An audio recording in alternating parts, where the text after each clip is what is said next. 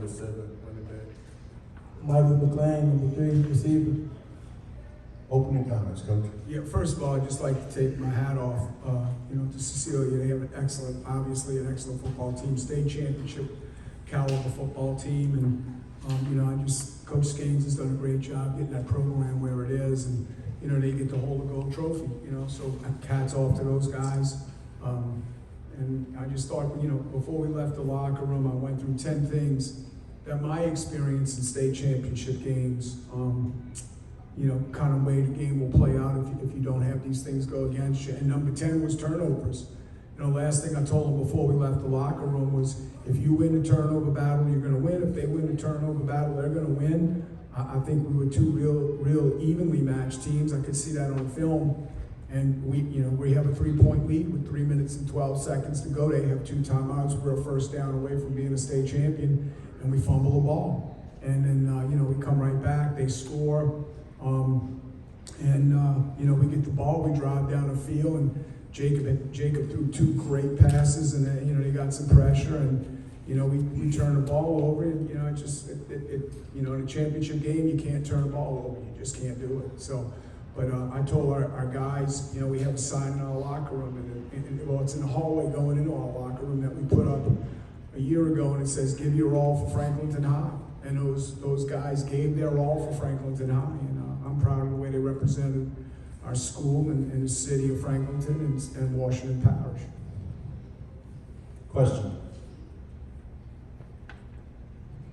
Coach, guys, first off, I want to say thank you from the Washington Parish community. I mean, what a great run it was. Coach, just talk about this team. You talked about looking at that state championship banner and just talking about the effort they put in this season, a season where they really were looked at as someone who may not be able to be here, but they came here, they played, and they were, you said it, the first down away from the state championship. Yeah.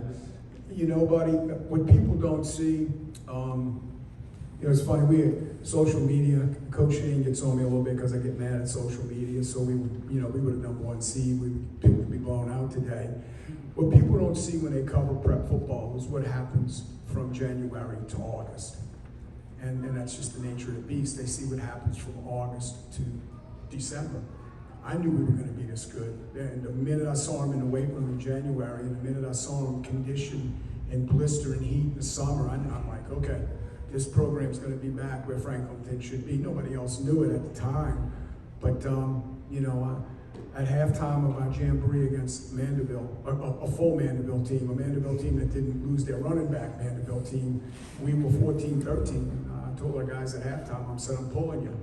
You don't need to play the second half. I know it's in this locker room, and it played out for us. So we're a year ahead of schedule. This guy right here is a junior. The guy on the end's a junior, and we lose a great running back. We truly do. I know we got some college guys. How this kid? I would like to know another 2,000+ yard running back in the state of Louisiana that doesn't even have a single offer. So either I'm Vince Lombardi or somebody's missing the boat on Cy Austin. Coach, just kind of personally for you, I want to know, after you were let go by Holy Cross, did you expect to be back here at all, or did you think you would be back here? I will say this, Coach Shane Smith, he saved my career, and I am forever indebted to him. And, there's no sacrifice that I wouldn't make for him and for Franklinton High School. And,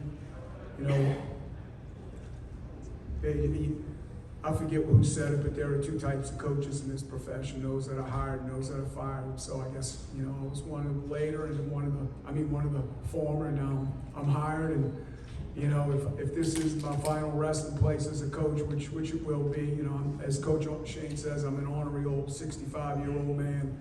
I'm in a great place, but I got 10 good years left in me, so I'm gonna give Franklinton that gold trophy before it's all over.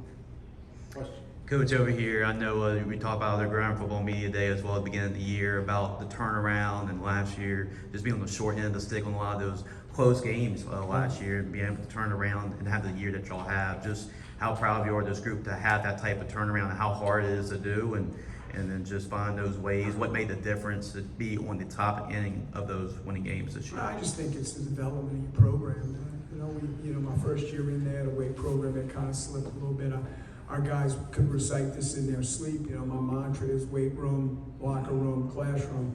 Not always in that order, but you got to be great in all three of them. And they know that if you're not great in the classroom, the other two, it won't matter. And if you're not great in the locker room, the other two won't matter. If you're not great in the weight room, the other two won't matter. And these guys were great, and we knew it when we got there what we needed to do. Franklinton high school football is never going to be short on talent. It was just a little short on stability. And stability's in our program now. I have great young coaches. I have an unbelievable administrative team at the school. I have a principal that believes in me, who knows this. He knows these roads, literally. And so I knew we could flip the script. And it would not shock me one bit if we're sitting up here next year, but everybody's smiling. Question. Hey, Coach, in Mary for the media sets with all the other local teams, you talked about how excited you were for the future of the program. What do you hope the younger guys learn from this experience to the Dome and also being in this type of environment? I tell you, Brand, I just hope they learn what it's like to get here. That there's no shortcut here. And sometimes when you jump start in 2 years and you're in here, and it may seem like it's easy, but it's not, and they know it's not. And I hope that the bitter taste of this. I've been in here 3 times, and I'm 1-2 now. The 2 I lost. It sits with me more than the 1 we won, honestly. And so I know I have the drive to get back here, and because I have the drive, and our coaches have the drive, and our administration has the drive, and our school has the drive, and our community has the drive. They understand what it takes, and so we'll just keep on keeping on until we get in here. Question. Yes, question for Jacob. Jacob, what can you say about this team and what you guys were able to accomplish this year? Proud of these guys. Came a long way since last year, but we all decided that we wanted to get to this point, and we played a good game tonight, but there was just too many mistakes. Our defense played great in the second half, but we couldn't make the plays when we needed to do them, and that's what we were able to do all season. So it's disappointing. I'm going to do everything I can to get back for next year. Question. Sai, I want to hear from you right here in the back. After tonight's performance, 3 touchdowns, a really productive night on the ground. Your coach kind of mentioned it. Really underrated prospect. No idea how you don't have college offers. What was really working for you out there? What were you seeing? Just seemed like you were almost unstoppable tonight. I was just reading the holes that the O-lineman gave me, and I just know I'm capable of going in. That's what I put in such a nice effort, and I just really wanted to win, but what the outcome? Too many mistakes, but we'll get over this. Question. Jacob, I had a question for you. Obviously, you eat, live, sleep, breathe football. Talk about what an honor it is just to be able to play on that field that you grew up watching, the team that plays on there on Sundays. You grew up watching it. You were able to play there with your brothers. After a rocky season last year, you were able to do it. The dream you always talked about. It's really special, and it's a privilege, and like all the nerves and all the pressure, it can really get to you, but it's an honor. And I love my parish, and I love my team, and I'm really sorry that we couldn't come out on top, but it's a really great season, and I'm proud of my team. Coach, I'm going to give you the final word. Yes, sir. Well, first of all, the LHSAA has done a phenomenal job again this year with this venue with the state championships in football. I just think it's very, very, very special to come here. You start talking about the Dome, the word Dome comes out before state championships come out. So I just want to thank the LHSAA, and again, I want to thank Coach Smith and our administrative team and our school and our community. They took a chance on an old guy, and it worked out well for all of us, and we will be back. There is no doubt that this football team will be back in its dome in a very, very short period of time. And thank you guys.